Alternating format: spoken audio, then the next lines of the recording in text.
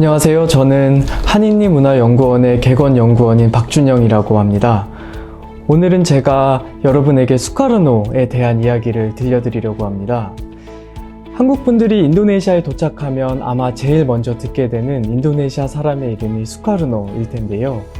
그것은 인도네시아의 수도인 자카르타 공항의 이름이 수카르노 하타 국제공항이기 때문입니다. 수카르노와 하타는 각각 인도네시아의 초대 대통령과 부통령의 이름입니다. 수카르노는 인도네시아의 독립 영웅이자 초대 대통령인데요. 인도네시아의 현대사는 수카르노의 생애를 통해서 많은 부분을 설명할 수 있습니다. 뿐만 아니라 현재 인도네시아 사회에서 수카르노가 갖는 의미는 큽니다. 그래서 저는 인도네시아에서 많은 의미를 갖고 있는 수카르노에 대해 소개를 드리려고 합니다. 수카르노의 생애를 통해 설명할 수 있는 역사는 너무나 방대한데요. 그래서 저는 오늘 이를 다 설명드리기는 어려울 것 같고 1950년대와 60년대에 신생 독립국으로서 인도네시아가 세계 속에서 어떤 위치와 역할을 할지에 대한 수카르노의 고민과 실천을 중심으로 설명드리려고 합니다. 수카르노는 1901년생으로 1970년에 사망했습니다. 수카르노의 아버지는 자바 출신의 무슬림이었고 수카르노의 어머니는 발리 출신의 힌두교도였습니다. 인도네시아는 잘 알려진 것처럼 17세기부터 20세기까지 매우 긴 시간 동안 네덜란드의 식민 지배를 받았습니다. 수카르노는 청년 시절 네덜란드의 식민 지배에 격렬하게 저항하던 독립운동가였습니다. 1942년부터 45년까지 일본군은 태평양 전쟁을 수행하기 위해 인도네시아를 그 전쟁 기지로 활용하기 위해 인도네시아를 침략합니다. 일본은 인도네시아를 침략하면서 인도네시아의 독립을 약속했고 이에 따라 수카르노는 일본의 후원을 받아 인도네시아의 독립을 준비했습니다. 이런 수카르노에게 1945년 일본의 패망은 너무나 갑작스러웠습니다. 일본이 패망한 이후 인도네시아의 독립을 열망했던 청년들은 수카르노에게로 달려왔습니다. 이 청년들은 수카르노에게 어서 인도네시아의 독립을 선언해 줄 것을 요구했고 당시 독립운동의 지도자로 여겨졌던 수카르노는 1945년 8월 17일 인도네시아 공화국의 독립을 선언합니다. 그러나 2차 세계대전 이후 네덜란드는 인도네시아를 다시 지배하기 위해 침략을 시도했고 인도네시아는 이에 맞서 다시 독립전쟁을 치릅니다. 인도네시아는 약 4년간 다시 침략한 네덜란드에 맞서 독립전쟁을 치르는데 인도네시아에서는 이 기간을 독립혁명 기간이라고 표현하기도 합니다. 1949년 인도네시아는 진정한 의미의 독립을 맞이하게 됩니다. 수카르노는 인도네시아가 독립한 1945년부터 1967년까지 약 22년 동안 초대 대통령으로 재임합니다. 수카르노의 재임 기간은 크게 두 시기로 구분할 수 있는데요. 첫 번째 시기는 1950년대로 인도네시아가 독립한 직후에 인도네시아의 국가의 기틀을 만들어가는 과정이었습니다.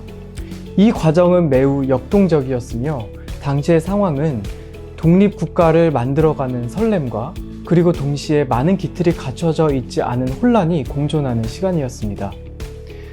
두 번째 시기는 1960년대인데요. 이 시기는 1959년에 수카르노가 선포한 가이디드 데모크라시, 교도민주주의 기간이라고도 표현합니다. 이 시기에 수카르노는 자신의 지배체제를 공고히 합니다. 수카르노 대통령이 이 시기에 인도네시아 국가 운영의 세 가지 축으로 삼았던 것이 바로 나사꼼입니다.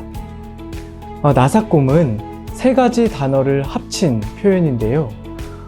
첫 번째는 내셔널리즘, 즉 민족주의를 의미하며 두 번째는 아가마, 종교를 의미합니다. 특히 이 종교에서는 이슬람이 강조되고 있습니다.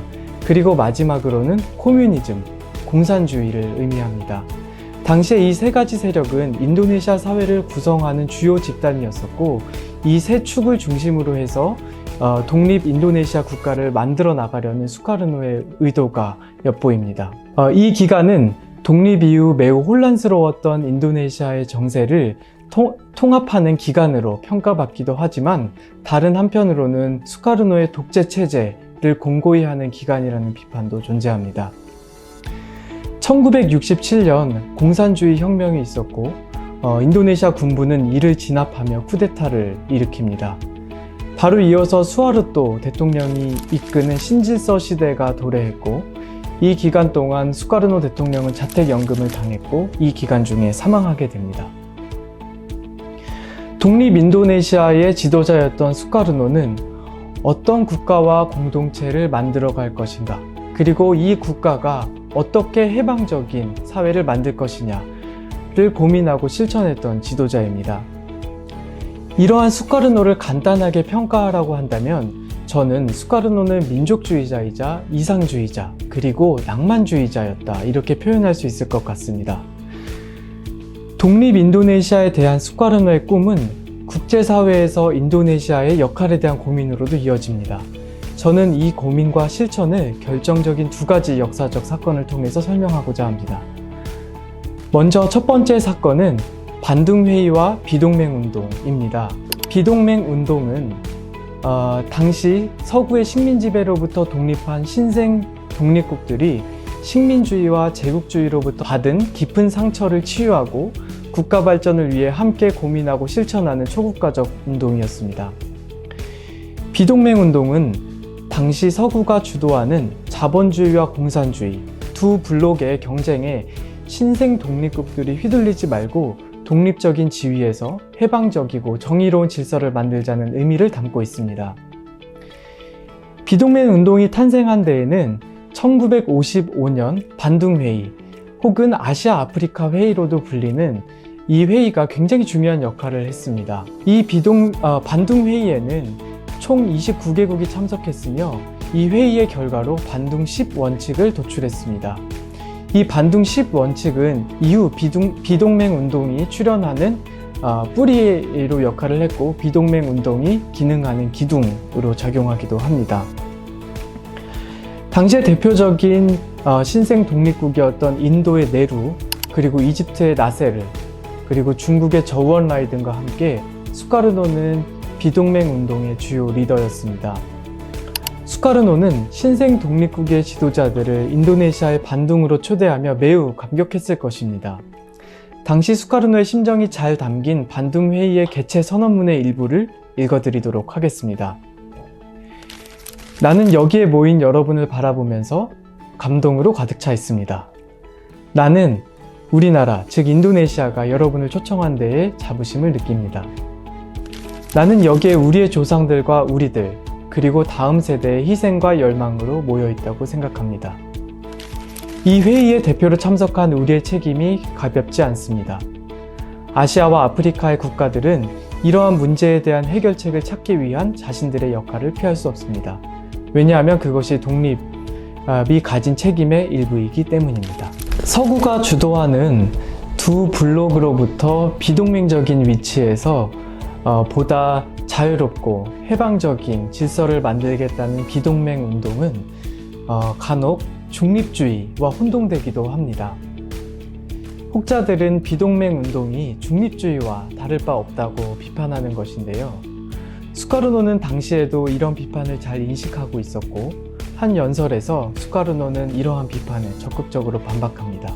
그 연설문의 일부를 읽어드리도록 하겠습니다. 진정한 자유는 스스로의 국가 정책을 결정할 수 있는 자유를 말합니다. 우리 자신의 국가적 개념에 따라 정치, 경제 및 사회 노력을 펼칠 수 있는 자유를 말합니다. 모든 나라와 협력하고 모든 나라와 친구가 될 수 있는 자유, 어떤 나라의 정당하고 공정한 이익을 해치는 것에 반대할 수 있는 자유입니다. 이 자유를 추구하는 비동맹은 중립이 아닙니다.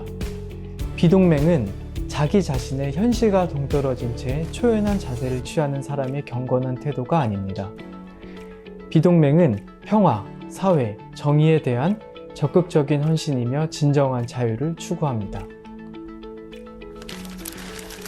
이어서 반둥 회의가 있은 지 약 5년 후인 1960년에 수카르노는 유엔에서 독립국가의 역할을 강조하는 연설을 하게 되는데요.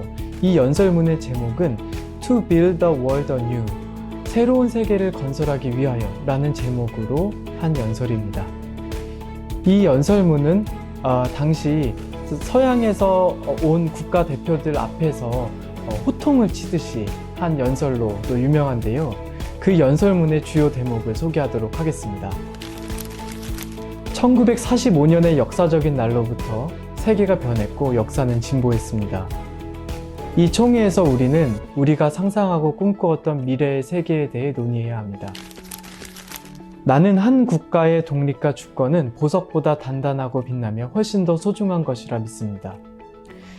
나는 제국주의와 식민주의를 경멸하며 이것에 온몸으로 저항했습니다. 우리는 우리가 알고 있는 세계를 유지하려고 노력하는 것이 아니라 더 나은 세계를 만들기 위해 노력해야 합니다. 우리는 건강하고 안전한 세계, 모든 사람이 평화롭게 살 수 있는 세계, 그리고 모든 사람에게 공정과 번영이 있는 세계를 만들려고 합니다. 이를 통해 우리는 인류가 영광스러운 미래를 찾을 수 있는 세계를 만들어야 합니다. 평화보다 중요한 것은 없습니다. 긴장의 원인을 제거하면 우리는 평화를 찾을 수 있을 것입니다. 시간이 없습니다. 지금 당장 실천합시다. 이 세계의 모든 인류가 평화와 안정을 소망하고 있으며 이것들은 우리의 손에 달려 있습니다. 이 연설문을 통해서도 조금은 거칠지만 비동맹에 대한 수카르노의 분명한 열망을 느낄 수 있습니다. 비동맹 운동에 이어서 두 번째로 소개해드릴 사건은 제4회 아시안게임입니다. 제4회 아시안게임은 인도네시아 자카르타에서 1962년에 개최된 국제 스포츠 행사입니다.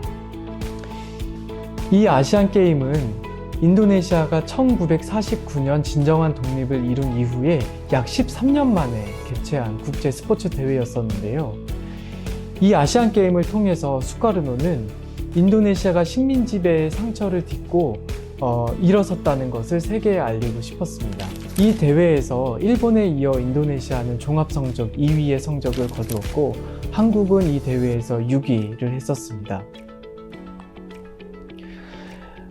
당시 인도네시아는 아시안게임을 위해서 참석하는 대만과 이스라엘 선수단의 입국을 거부했는데요.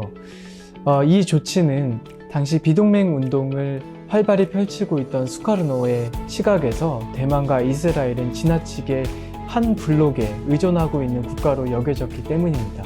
수카르노는 이 아시안게임이 정의로운 국가들의 공정한 경쟁의 장이 되길 바랐던 것 같습니다. 그러나 현재의 시각에서 보면 순수하고 고결한 열정을 겨루는 스포츠 정신이 국제 정치에 의해서 훼손됐다고 비판받을 수 있을 것 같습니다. 그러나 당시 수카르노는 식민 지배와 제국주의에 대한 상처가 매우 깊었기 때문에 이러한 다소 무리한 결정을 한 것이 아닌가 짐작해 봅니다. 이 대회 종료 이후 국제올림픽위원회 IOC는 인도네시아를 국제올림픽위원회에서 제명시키는 한편 인도네시아의 1964년 도쿄 하계올림픽에 참가를 금지했습니다. 인도네시아는 이런 제명 조치에 크게 반발했고 당시 IOC를 보이콧하던 중국과 함께 아시안게임 바로 이듬해인 1963년 올림픽에 대항하는 국제경기대회인 신흥국 경기대회 가네포를 개최합니다. 이 대회에는 중국, 소련, 북한, 중동 국가를 비롯한 다양한 신생 독립국 총 51개국이 참가한 스포츠 대회가 열렸습니다. 그러나 이 스포츠 대회는 2회 대회 이후 마감하게 됩니다. 인도네시아는 1962년 아시안게임을 개최하기 위해서 당시 최초의 인도네시아 5성급 호텔이었던 호텔 인도네시아를 건설하고 약 11만석 규모의 대형 경기장을 건설했습니다. 2018년에 인도네시아 자카르타는 다시 한번 아시안게임을 개최했는데요. 당시 제가 참석했던 이 아시안게임의 개막식에서 제4회 아시안게임을 오마주하는 영상을 보며 깊은 인상을 받았습니다. 지금까지 살펴본 수카르노의 꿈이 갖는 현재적 의미는 무엇일까요? 냉전이 끝나고 하나의 거대한 힘이 존재하는 당극체제가 펼쳐졌습니다. 이 당극체제는 매우 견고해 보였고 누군가는 이제 국제정치의 역사는 끝났다 라고까지 평가하기도 했습니다. 이 역사를 통해서 비동맹주의는 실패한 꿈으로 끝나는 것이 아닌가 이런 생각이 들기도 했는데요.